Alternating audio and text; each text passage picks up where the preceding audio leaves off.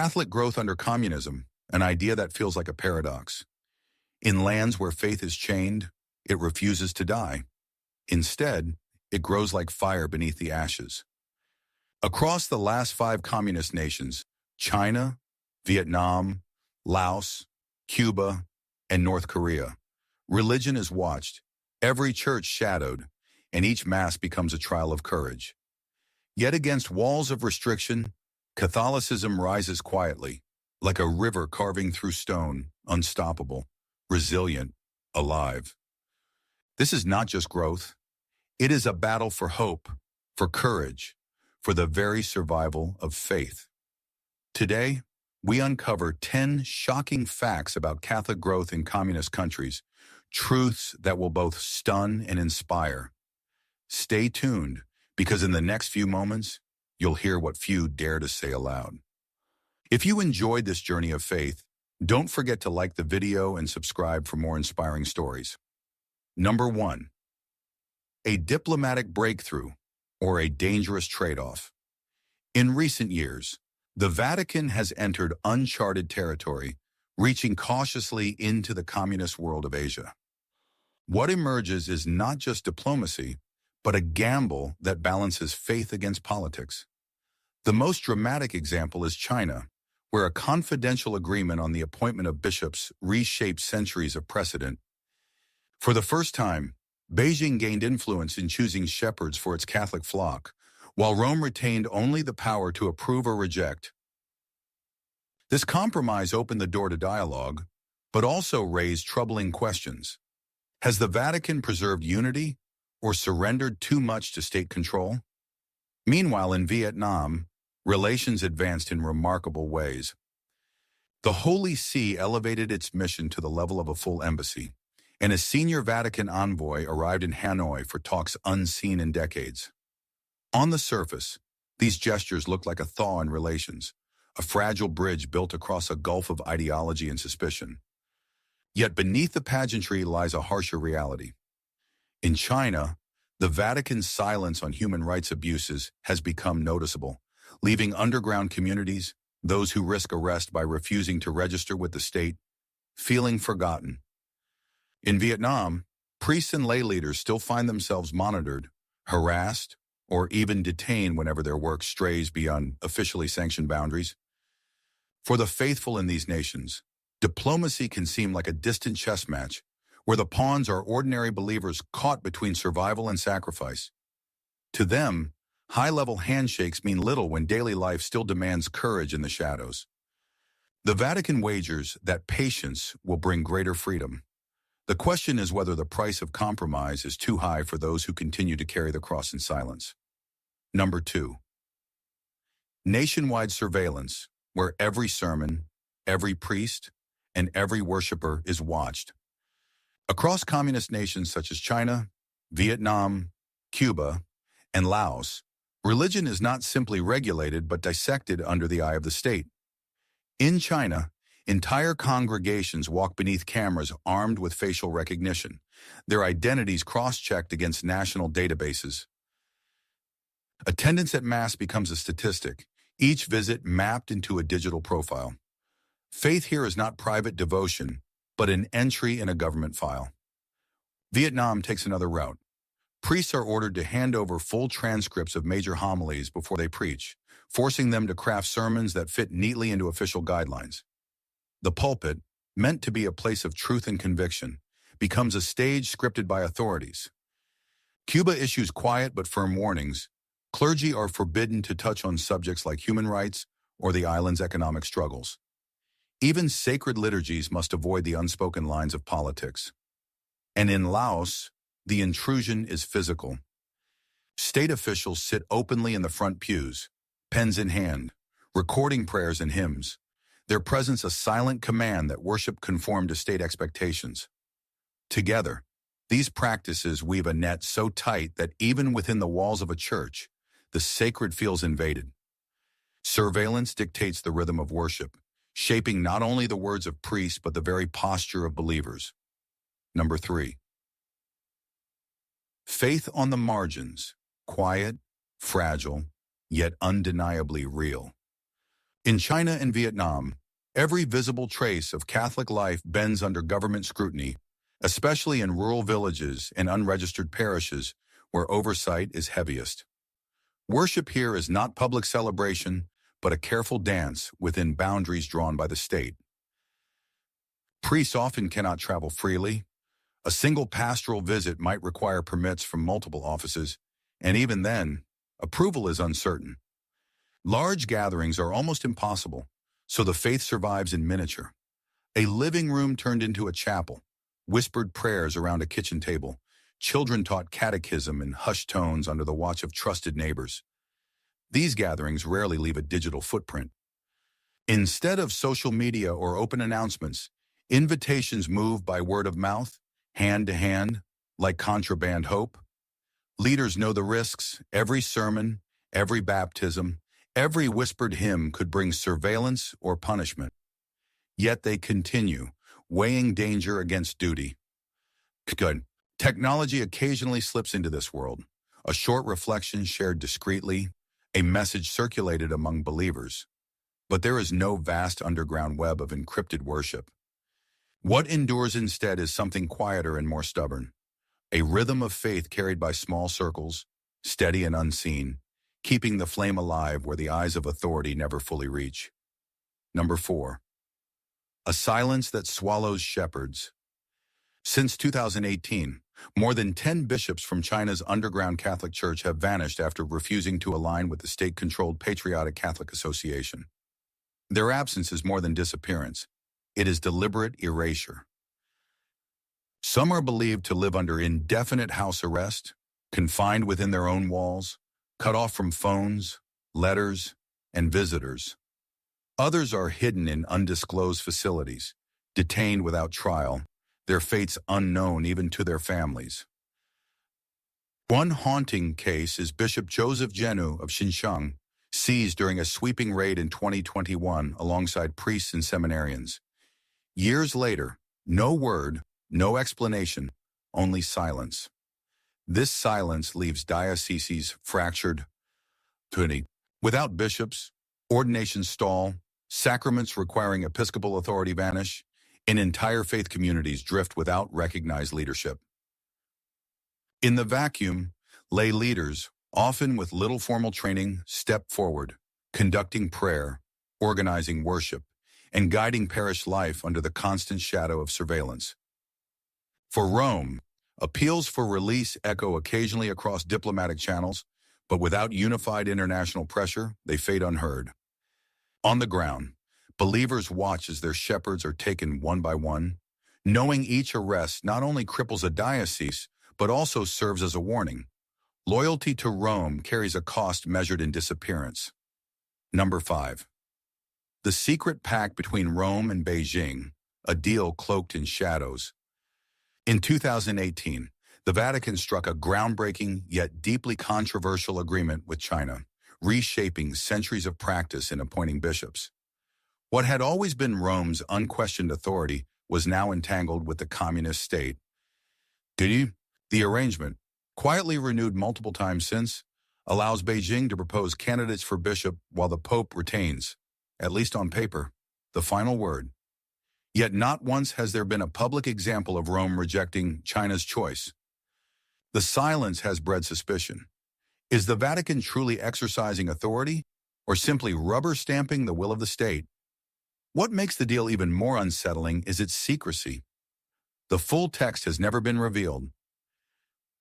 Rumors circulate, divisions deepen, and Catholics both inside and outside China are left to speculate on terms that govern their spiritual leaders. Beijing, undeterred, has already appointed bishops outside the supposed boundaries of the agreement, and Rome has offered no official protest. For defenders of the pact, it is pragmatic realism, a fragile lifeline that ensures at least some Vatican influence in a system designed to erase it. They argue that without this compromise, China's Catholics would face even harsher isolation with no diplomatic bridge at all. But critics see betrayal. They point to the underground church, millions who have risked prison, harassment, and constant surveillance precisely because they refuse to yield to the state-controlled Patriotic Catholic Association. To them, the deal feels like abandonment, a bargain made at their expense. This uneasy silence leaves the global church restless. Is Rome preserving unity or surrendering principle for access? Are the cries of the persecuted being muffled in exchange for fragile diplomacy? For many, the Vatican's gamble looks less like a bridge of hope and more like a razor's edge, where faith, politics, and human rights are forced into a perilous balance. Number 6. In North Korea, Catholicism lingers only as a shadow, present in name, absent in reality. The country permits a single Catholic church in Pyongyang, Changchun Cathedral, but its walls are hollow. No resident priest serves there, and when services do occur, they are conducted not by clergy but by state-appointed laypeople, often staged more as theater for visiting foreigners than as authentic worship. No genuine connection to Rome exists. The Vatican has no role, no authority, no presence.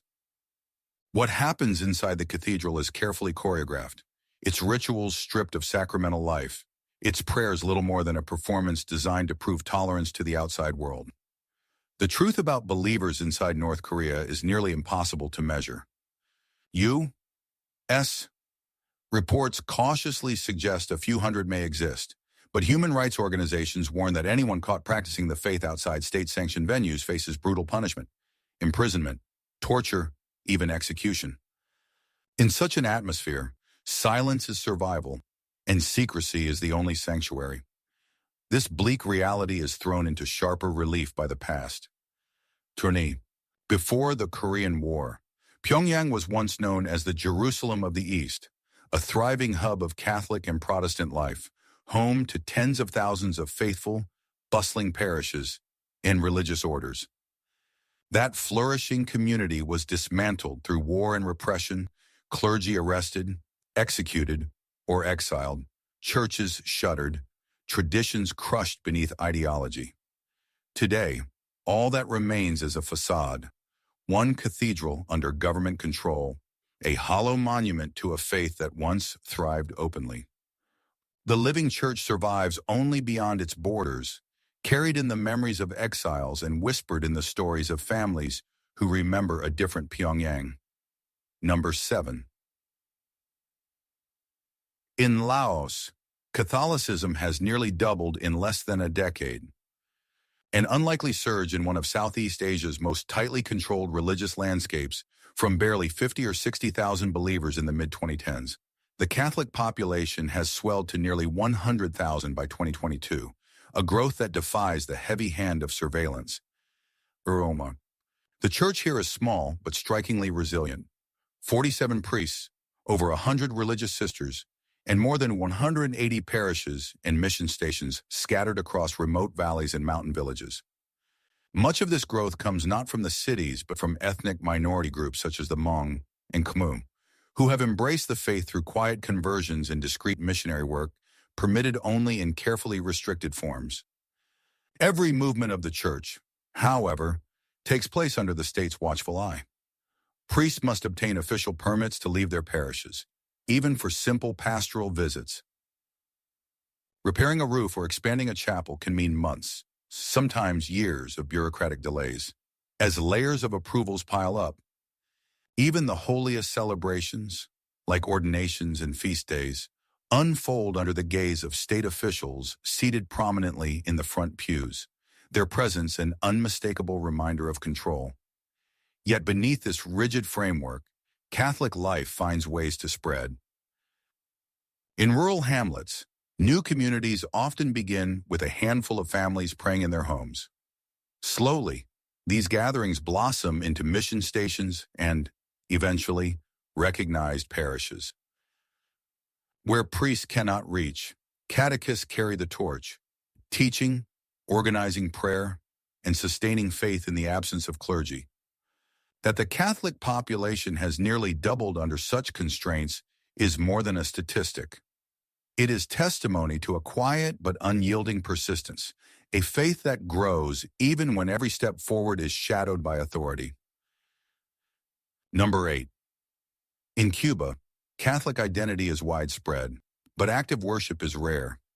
Nearly 60% of Cubans still identify as Catholic, yet surveys reveal that only a fraction, barely 1 to 5%, regularly attend Mass. The gap is striking, a chasm shaped by decades of political upheaval. After the 1959 revolution, the state declared itself officially atheist. Religious instruction disappeared from classrooms, church-owned schools and properties were confiscated, and clergy were expelled in waves. Faith retreated underground, surviving beneath the weight of suspicion and tight restrictions. By the 1990s, constitutional changes softened the government's stance, but every concession was carefully managed. A turning point came in 1998, when Pope John Paul II's historic visit brought a cautious opening. Public masses, processions, and a limited return of religious visibility. Yet even then, the reins of control never loosened fully. Printing and importing Bibles remained tightly restricted, permits for large gatherings moved at a glacial pace, and parish life beyond Sunday liturgy was scrutinized closely. Today, Catholicism endures in quieter, more cultural forms. It appears in patron saint festivals that blend faith with national identity, in processions woven into community traditions, and in charitable outreach that the state is willing to tolerate, feeding the hungry, aiding the sick, and offering relief during hurricanes. These works of mercy allow parishes to serve openly, so long as they steer clear of political overtones. The result is a paradox, a nation where Catholicism is claimed by the majority but practiced by the few, where devotion lives more in heritage and community service than in crowded pews. On the island, faith has been reshaped not just by belief, but by the boundaries imposed upon it. Number 9. In Vietnam, the Catholic Church is both vast and hidden, a presence that flourishes in plain sight yet slips through the cracks of official records. With an estimated 7 million faithful, around 7% of the population, Vietnam holds the largest Catholic community in the communist world. Spread across 27 dioceses and more than 2,000 parishes, the church is served by thousands of priests and seminarians, a scale unmatched in the region. But the numbers recognized by the state only tell part of the story. In rural provinces and remote villages, entire parishes live and worship beyond government oversight, invisible in official statistics. Here, the church operates quietly, where permission is rarely granted and surveillance is never far away. Priests and lay leaders must petition for every activity outside church walls, from pastoral visits to youth catechism classes, and travel is often shadowed by monitoring or outright restrictions. Yet against these barriers, Vietnam stands out as one of the few nations where priestly vocations are not declining but rising. By 2020, nearly 3,000 seminarians were in formation, a sign of remarkable vitality. Still, many communities remain without resident priests. In some places, the Eucharist is celebrated only once a month, or even just a few times a year, sustained in the meantime by lay leaders who keep faith alive through prayer circles, devotions, and catechesis. This paradox defines Catholic life in Vietnam, a church that grows in spirit and numbers yet remains pressed within boundaries imposed by the state. It is at once visible and uncounted, constrained yet undeniably alive, a force that expands quietly, beyond the reach of statistics. In number 10. More than 6 million underground Catholics in China, unseen yet unshaken. Official records recognize about 6 million Catholics, all registered under the state-run Patriotic Catholic Association. But independent research suggests a very different reality.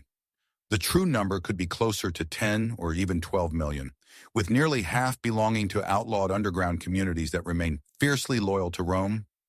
These hidden believers live in the shadows. In provinces like Hebei and Shaanxi, underground congregations often outnumber state-approved parishes. Mass is celebrated in secrecy, inside cramped apartments, makeshift chapels in barns, or basements concealed from the eyes of local authorities. Every liturgy carries risk, every gathering a quiet act of defiance. The danger is constant. Discovery can mean arrest, forced re-education, or pressure to renounce ties with the Vatican. Surveillance is unrelenting.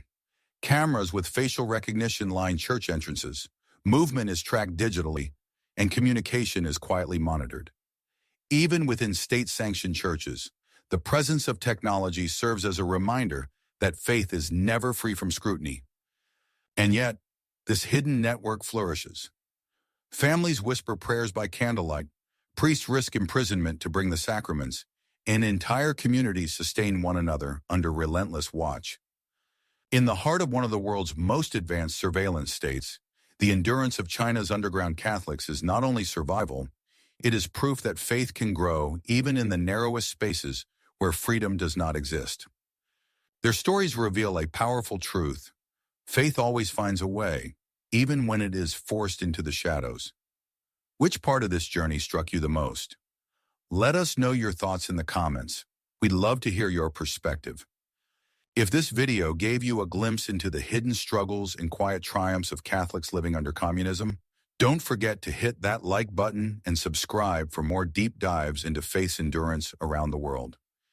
And remember, no matter where you are, no matter what trials you face, God walks beside you, guiding, protecting, and strengthening you every step of the way. Thank you for watching, and may God bless you always.